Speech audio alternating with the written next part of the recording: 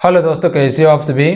स्वागत करते हैं आप सभी का युवा क्षितिज क्विज में। तो दोस्तों आज जो है कि बिहार मध्य निश्चित सिपाही के लिए प्रैक्टिस सेट नंबर 13 लेके आए हुए हैं, क्योंकि इससे पहले ऑलरेडी हम 12 प्रैक्टिस सेट कंप्लीट कर चुके थे जिसका प्लेलिस्ट बना हुआ है। आप सभी जाके एक एक प्रैक्टिस सेट को कवर कर सकते हैं, एक ही प्लेलिस्ट में सारा प्रैक्टिस सेट को ऐड कर दिए हैं।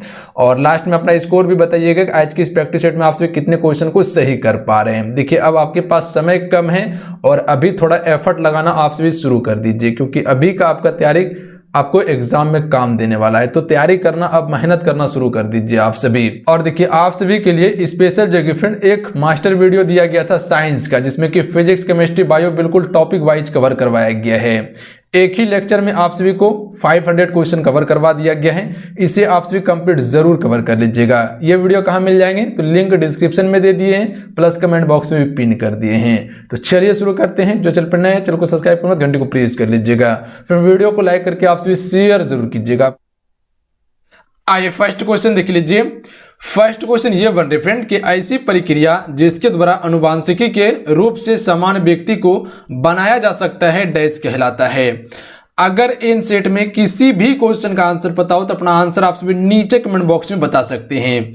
हर क्वेश्चन के लिए फ्रेंड 5 से 7 सेकंड का समय आपको दिया जाएगा। चलिए बताएंगे इस क्वेश्चन का राइट आंसर क्या होगा। देखिए जितने क्वेश्चन है वो सारे टॉप लेवल का प्रश्न लिया गया आज की सेट में। कंप्लीट जरूर सेट को सॉल्व कीजिएगा और लास्ट में आप सभी कमेंट करके बताइए कितने क्वेश्चन को सही कर पा रहे हैं आप सभी। तो राइट आंसर ऑप्शन में भेजेंगे केलोनिंग कहा जाता है, याद रखिएगा आप सभी। तो इसे हम सभी क्या कहते हैं फ्रेंड, केलोनिंग कहते हैं। ऑप्शन में बी राइट आंसर है। क्लियर है। अगला क्वेश्चन है कि ब्रह्म समाज की स्थापना किसकी सबसे बड़ी उपलब्धि थी।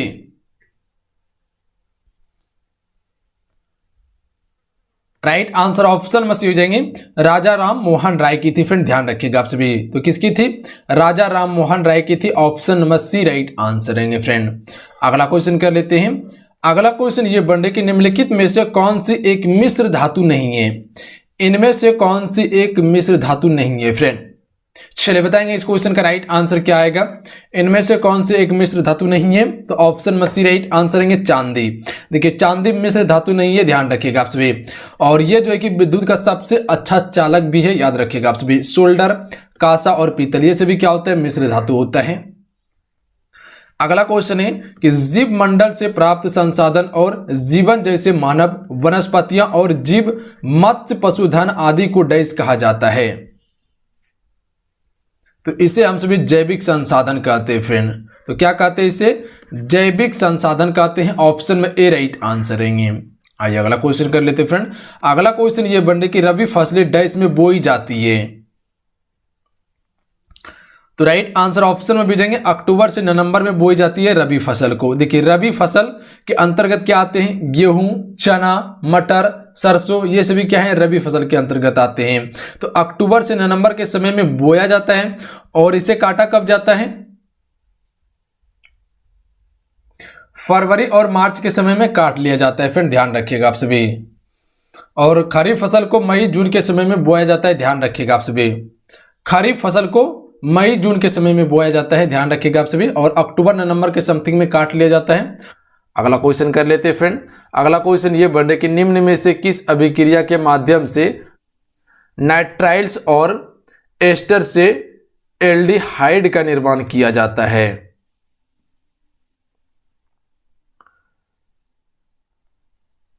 Right answer option number D हो जाएंगे स्टीफन अभिक्रिया के द्वारा किया जाता है फ्रेंड, याद रखिएगा आप सभी। किसके द्वारा किया जाता है, स्टीफन अभिक्रिया के द्वारा किया जाता है। Option number D right answer रहेंगे फ्रेंड। क्वेश्चन क्लियर है, हर क्वेश्चन को क्लियर करते चलिएगा आप सभी। अगला क्वेश्चन कर लेते हैं। सामान्य कर परिवर्जन रोधी नियम का प्रस्ताव पहली बार पेश किया गया था। राइट आंसर ऑप्शन में हो जाएंगे प्रत्यक्ष कर संहिता 2010 में किया गया था। ऑप्शन में ए राइट आंसर है, याद रखिएगा आप सभी। परिवर्जन रोधी नियम कब प्रस्ताव पहली बार किया गया था, तो प्रत्यक्ष कर संहिता 2010 में। अगला क्वेश्चन कर लेते हैं। निम्नलिखित में से किस अनुसूची में राज्यसभा में राज्यों और केंद्र शासित प्रदेशों को सीटों के आवंटन का उल्लेख है। तो राइट आंसर ऑप्शन में भी जाएंगे चौथी अनुसूची में किया गया। याद रखिएगा आप सभी, राज्यों और केंद्र शासित प्रदेशों की सीटों के आवंटन का जो उल्लेख किया गया है ये किस अनुसूची में किया गया है, तो चौथी अनुसूची में। जैसे कि पहली अनुसूची में क्या कहा गया है, तो पहली अनुसूची में ये कहा गया है फ्रेंड कि राज्य और केंद्र शासित प्रदेशों का नाम में परिवर्तन कर सकते हैं, ये पहली अनुसूची के द्वारा कर सकते हैं। दूसरी अनुसूची में क्या है, तो भारत के राष्ट्रपति हो गए, लोकसभा के अध्यक्ष उपाध्यक्ष हो गए, राज्यसभा के सभापति हो गए, ये सभी के बारे में चर्चा किया गया है दूसरी अनुसूची में। तीसरी अनुसूची में क्या है, शपथ से संबंधित है तीसरी अनुसूची में। चौथी अनुसूची में क्या है, तो आपके सीटों का आवंटन किया गया है राज्य और केंद्र शासित प्रदेशों की।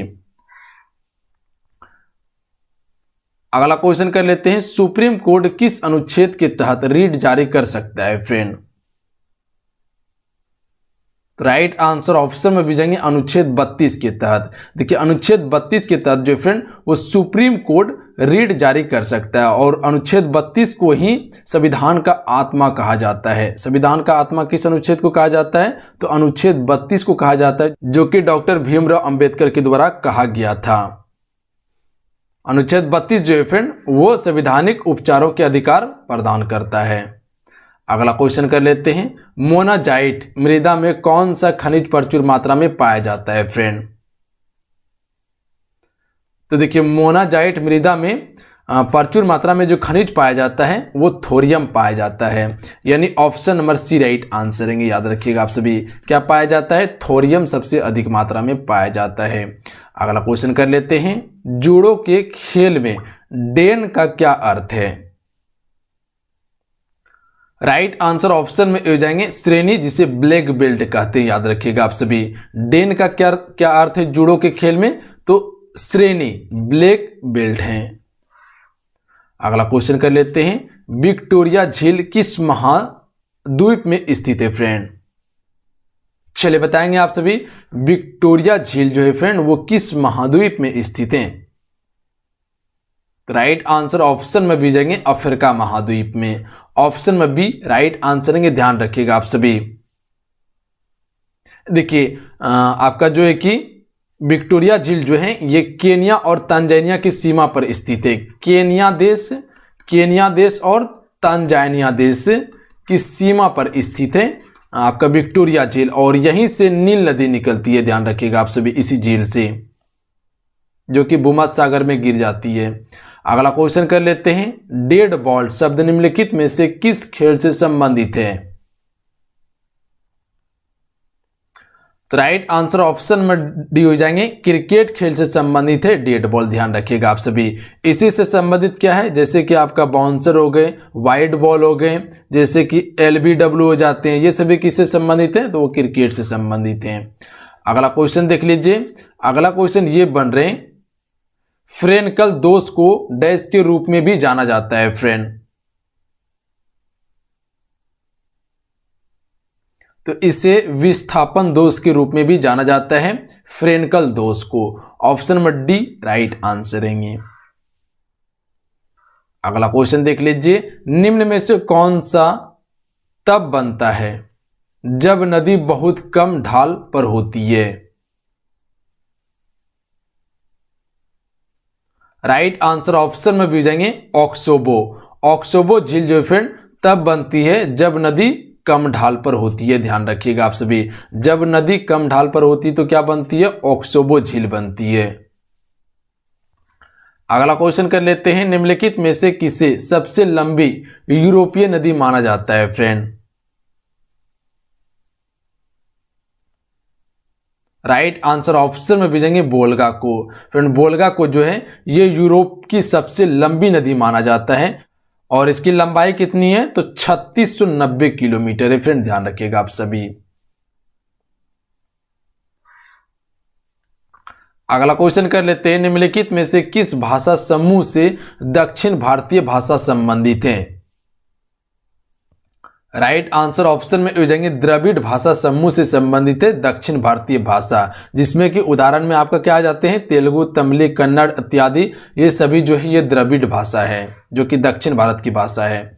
अगला क्वेश्चन कर लेते हैं, विनोबा भावे द्वारा भूदान ग्राम दान आंदोलन किस नाम से शुरू किया गया था फ्रेंड। तो राइट आंसर ऑप्शन में जाएंगे रक्तहीन क्रांति के नाम से शुरू किया गया था। किसके द्वारा? विनोबा भावे के द्वारा किया गया था, याद रखिएगा आप सभी। और इसकी शुरुआत कब हुई थी? 1951 में की गई थी, ध्यान रखिएगा आप सभी। कहां पे हुआ था? तेलंगाना में हुआ था, पोचमपल्ली गांव में। अगला क्वेश्चन देख लीजिए, दक्षिण अफ्रीका के विस्तृत खुले क्षेत्र को क्या कहा जाता है या क्या कहलाता है? तो इसे वेल्ड्स कहा जाता है, याद रखिएगा आप सभी। दक्षिण अफ्रीका के विस्तृत घास मैदान को क्या कहते हैं? वेल्ड्स कहते हैं, ध्यान रखिएगा आप सभी। कैंपास कहाँ का घास मैदान है? तो ये ब्राजील का है। डाउन्स कहाँ का है? तो ऑस्ट्रेलिया और न्यूजीलैंड का है, ध्यान रखिएगा। अगला क्वेश्चन है, आंतरायिक द्वारा विभाजित वेग में परिवर्तन होने पर क्या परिवर्तन प्राप्त होता है? राइट आंसर ऑप्शन में भेजेंगे औसत त्वरण प्राप्त होता है। फ्रेंड याद रखिएगा, आंतरायिक द्वारा विभाजित वेग में परिवर्तन होने पर क्या परिवर्तन होता है? तो औसत त्वरण परिवर्तन होता है। अगला क्वेश्चन कर लेते हैं। अगला क्वेश्चन ये बन रहा है कि भक्ति आंदोलन में शैववाद को क्या कहा जाता है?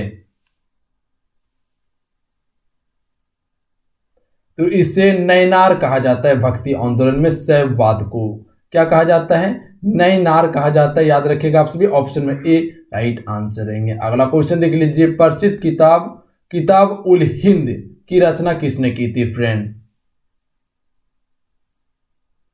राइट आंसर ऑप्शन में हो जाएंगे अल-बरूनी के द्वारा किया गया था। इंपॉर्टेंट क्वेश्चन रहेंगे फ्रेंड। अल-बरूनी जो कि मोहम्मद गजनवी के शासनकाल में भारत आया हुआ था, इसी ने किताब उल हिंद की रचना की थी और तहकीक-ए-हिंद की रचना भी इसी के द्वारा किया गया था। अगला क्वेश्चन देख लीजिए। अगला क्वेश्चन ये बने कि निम्नलिखित में से कौन सी ढंग से मेल नहीं खाता है? कौन सही ढंग से मेल नहीं खाता है? फ्रेंड तो राइट आंसर ऑप्शन में भी जाएंगे ड्यूरन रेखा भारत को बांग्लादेश से अलग करती है। ये बिल्कुल क्या है? गलत कथन है, क्योंकि ड्यूरन रेखा जो है फ्रेंड ये अफगानिस्तान और पाकिस्तान के बीच में, पहले ये अफगानिस्तान और भारत के बीच में था, पर ये अभी जो है वो पाकिस्तान और अफगानिस्तान के बीच में है। पर देखिए रेडक्लिफ रेखा भारत और पाकिस्तान के बीच ये रेखा है और भारत और पाकिस्तान को अलग करती है। मैकमोहन रेखा भारत को चीन से अलग करती है। मैकमोहन रेखा जो है फ्रेंड ये अरुणाचल प्रदेश में स्थित है। अगला क्वेश्चन देख लीजिए, निम्नलिखित में से कौन सबसे छोटी पर्वत श्रृंखला है? तो राइट आंसर ऑप्शन में भेजेंगे शिवालिक। देखिए फ्रेंड शिवालिक जो है ये सबसे छोटी पर्वत श्रृंखला है। अगला क्वेश्चन देख लीजिए, भारतीय पर्याय द्वीप की सर्वोच्च चोटी है? तो राइट आंसर ऑप्शन में भेजेंगे अनायमुडी। फिर अनायमुडी जो है ये भारतीय पर्याय द्वीप की सबसे सर्वोच्च चोटी है। अगला क्वेश्चन है, निम्नलिखित में से कौन सही ढंग से मेल नहीं खाता है? इनमें से कौन सा सही ढंग से मेल नहीं खाता है? फ्रेंड राइट आंसर ऑप्शन में हो जाएंगे सेला। देखिए सेला दर्रा जो है ये उत्तराखंड में है, ये बिल्कुल गलत है, क्योंकि सेला दर्रा जो है ये अरुणाचल प्रदेश में, याद रखिएगा। रोहतांग दर्रा हिमाचल प्रदेश में है, बोमडीला दर्रा अरुणाचल प्रदेश में है और चांगला दर्रा जो है ये जम्मू कश्मीर में है। अगला क्वेश्चन देख लीजिए। अगला क्वेश्चन ये है कि भारतीय संविधान की कौन सी अनुसूची भारत के नियंत्रक और महालेखा परीक्षा के लिए प्रावधान देती है? राइट आंसर ऑप्शन में हो जाएंगे दूसरी अनुसूची देती है, याद रखिएगा आप सभी। अगला क्वेश्चन देख लीजिए। अगला क्वेश्चन ये बन रहा है कि बरौनी थर्मल पावर स्टेशन किस वर्ष चालू किया गया था? राइट आंसर ऑप्शन में भेजेंगे 1962 में चालू किया गया था। देखिए बरौनी थर्मल पावर स्टेशन को 1962 में चालू किया गया था। फ्रेंड अगला क्वेश्चन कर लेते हैं, भारतीय संविधान के किस अनुच्छेद में उपराष्ट्रपति के चुनाव का प्रावधान है? चलिए आपसे बताएंगे भारतीय संविधान के किस अनुच्छेद के तहत उपराष्ट्रपति का चुनाव किया जाता है। तो याद रखिएगा आप सभी, ऑप्शन में ए राइट आंसर हो जाएंगे अनुच्छेद 66 के तहत। देखिए अनुच्छेद 66 में यह बताया गया है कि एक उपराष्ट्रपति होगा। अगला क्वेश्चन देख लीजिए। अगला क्वेश्चन ये बन रहा है कि पहली बार वार्षिक योजना किस वर्ष लागू की गई थी? फ्रेंड तो देखिए वार्षिक योजना की अगर बात करें हम सभी, तो ये पहली बार लागू की गई थी 1966 में, यानी option number A right answer रहेंगे। अगला क्वेश्चन देख लीजिए, किसी वर्ष में राजकोषीय उत्तरदायित्व और बजट प्रबंधन विधेयक पेश किया गया था? तो राइट आंसर ऑप्शन में हो जाएंगे, ये किया गया था 2000 ईस्वी में। ऑप्शन में ए करेक्ट आंसर रहेंगे फ्रेंड। अगला क्वेश्चन देख लीजिए, भीम बांध वन्य जीव अभयारण्य किस राज्य में है? तो ये जो है बिहार राज्य में है। भीम बांध वन्य जीव अभयारण्य बिहार राज्य में फ्रेंड। अगला क्वेश्चन है, बिहार का कुल वन क्षेत्र कितना है?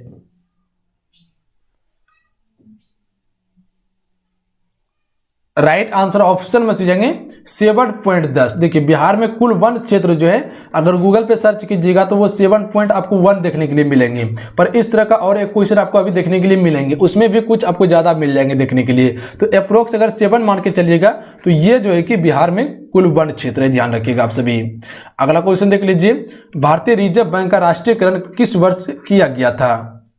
देखिए सबसे पहले देख लीजिए, भारतीय रिजर्व बैंक की स्थापना कब हुआ था? 1935 में हुआ था, ध्यान रखिएगा आप सभी। और इसका राष्ट्रीयकरण जो किया गया था फ्रेंड वो 1949 में किया गया था, यानी ऑप्शन में ए राइट आंसर रहेंगे। अगला क्वेश्चन देख लीजिए फ्रेंड। अगला क्वेश्चन ये बनने की कौन सी केंद्रीय एजेंसी भारत में आवास क्षेत्र का नियमन और निगरानी करती है? तो राइट आंसर ऑप्शन में हो जाएंगे RERA करता है, ध्यान रखिएगा आप सभी। अगला क्वेश्चन देख लीजिए। अगला क्वेश्चन है, भारत में घोषित मिश्रित अर्थव्यवस्था सिद्धांत पर आधारित पहली औद्योगिक नीति किस वर्ष बनाई गई थी?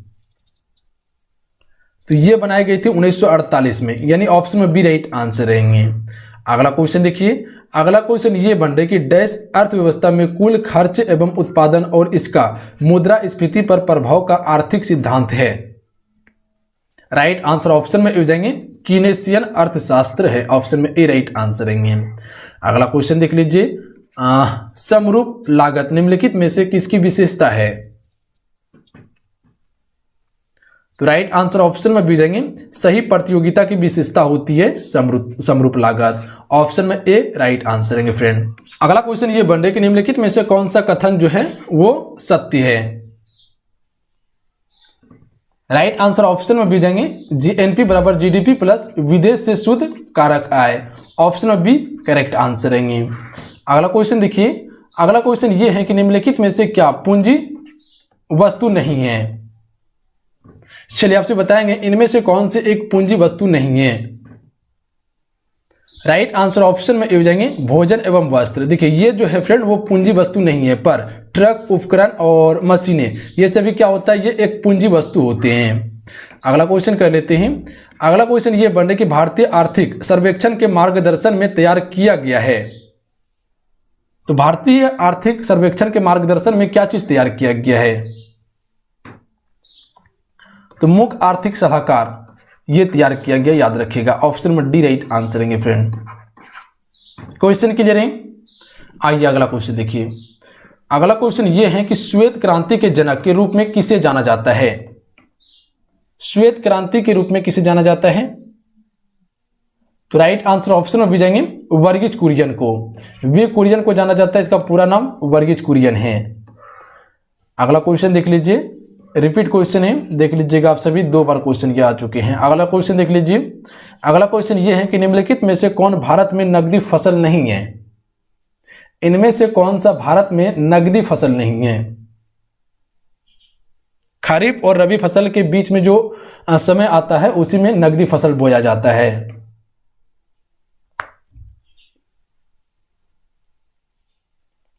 Right answer option number D जाएंगे गेहूं। देखिए गेहूं जो है फ्रेंड ये क्या है, एक रबी फसल है, ना कि खरीफ फसल, ध्यान रखिएगा, और ना कि नकदी फसल है, ध्यान रखिएगा आप सभी। जबकि गन्ना, काजू और तंबाकू ये सभी क्या है फ्रेंड, वो नकदी फसल हैं। देखिए खरीफ फसल में क्या क्या आते हैं, धान, मक्का आते हैं। अगला क्वेश्चन देख लीजिए। अगला क्वेश्चन ये है कि निम्नलिखित में से कौन भारत का सबसे छोटा क्षेत्र के संदर्भ में केंद्र शासित प्रदेश है? सबसे छोटा केंद्र शासित प्रदेश,